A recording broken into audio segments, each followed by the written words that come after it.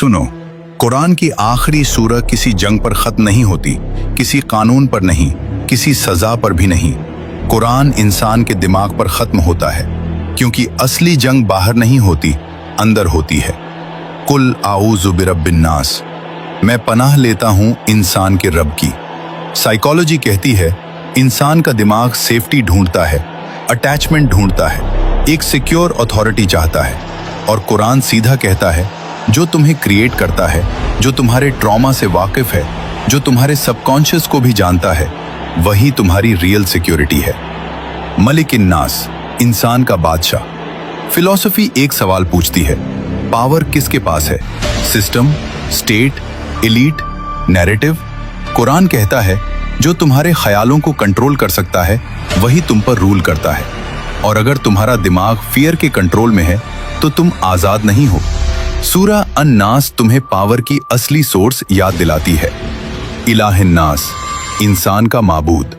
Psychology की एक bitter reality, हर इंसान किसी न किसी चीज की इबादत करता है। कोई सक्सेस की, कोई लोगों की अप्रूवल की, कोई फियर की, कोई ईगो की। कुरान कहता है जिसकी तुम इबादत करते हो वही तुम्हारी पर्सनैलिटी शेप करता है। इसलिए सूरह अन-नास कहती है सिर्फ उसकी इबादत करो जो तुम्हें अंदर से फ्री करता है। मिन शर्रिल वसवास अल खन्नास।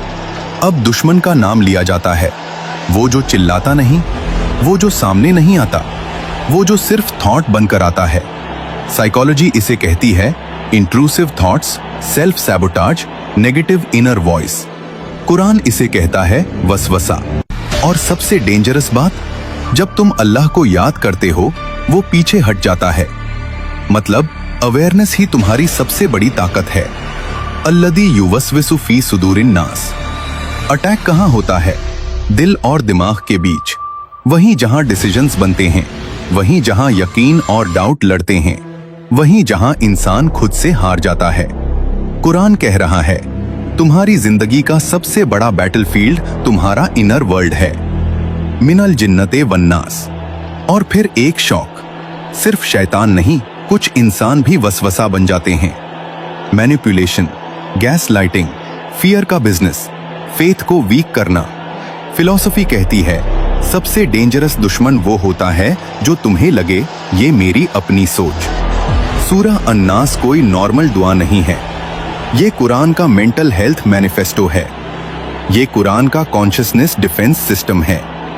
इसलिए रसूलुल्लाह सल्लल्लाहु अलैहि वसल्लम सोने से पहले इसे पढ़ते थे।